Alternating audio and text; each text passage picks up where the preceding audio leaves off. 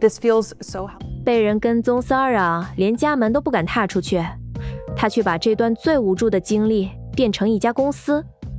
矽谷工程师出身的他，还顺口说出了创投最不想被戳破的一句真话。Tracy Chou 是矽谷早期最有名的女工程师之一 ，Pinterest、Quora 都有她的手笔。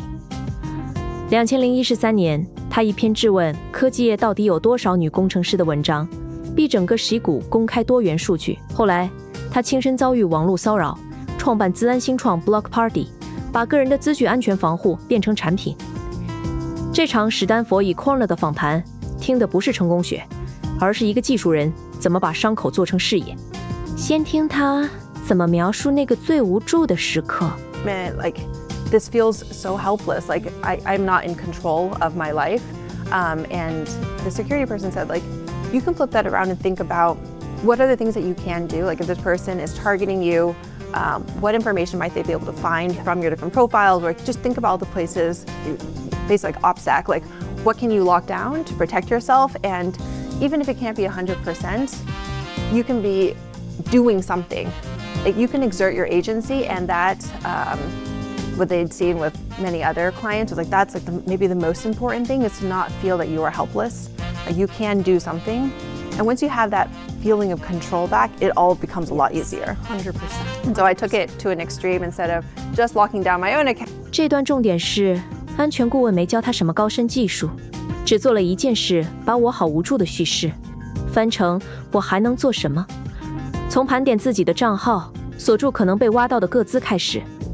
为什么重要？被骚扰最伤人的，往往不是行为本身，而是那种人生失控的感觉。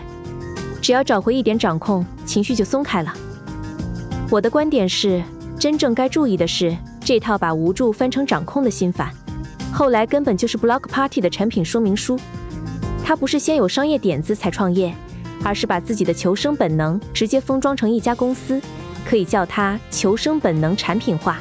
接着是募资现场的真话。I want to hear about how you want to do good. So a lot of people, if they heard there's any whiff of like you're trying to do good, they would be uninterested. They're like, you don't want to make money. So I had to completely change the pitch. Like, we're going to make lots of money.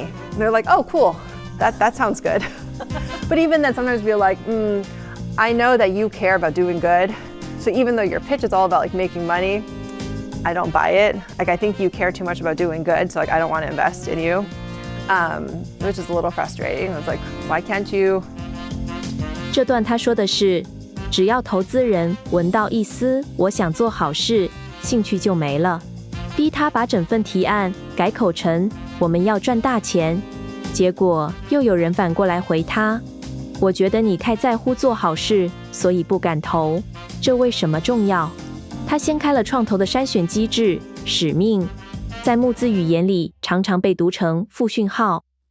我的观点是，这其实是个讯号赛局。投资人不是真的反对做好事，是在测你的动机够不够纯，撑不撑得过难关。我把它叫使命折价。同一份计划，只因为你太想真心，反而被打了折。最后是他留给全场的一句话。What would you have told her? I think I would tell her, you don't need to wait for other people to believe in you before you believe in yourself. And I was thinking back on this. 被问到会对当年坐在台下那个电机系女学生说什么，她的答案是，你不需要等别人相信你，才开始相信自己。而她也坦诚，走到今天，她仍然会有冒牌者症候群。为什么重要？这句话戳破一个常见迷思啊，好像先拿到外部认可，才有资格相信自己。我的观点是，对创业者来说，先相信自己其实是一种前置资本。在还没有数据，它没有大咖被说的最早期，这份自我相信往往是你唯一能拿来下注的东西。把三段串起来看，吹最吵的故事其实在讲同一件事。价值常常藏在别人觉得是弱点的地方。被骚扰的无助，坚持做好事的不够纯粹赚钱，还没被认可的自我怀疑，短期看都是扣分项，拉长到创业这条长路上，却正好是他能做出差异化的原点。与其问怎么让别人相信我的使命，也许更该问的是，当市场暂时不给你掌声的时候，你还撑不撑得住自己？一个把伤口做成事业的故事，听完了。以上为资讯整理与观点分享，非投资建议。喜欢这种把大人物的话拆给你听的内容，记得订阅大人物开讲。想看更多大人物的白话拆解，记得订阅，也可以到/invest 看整理。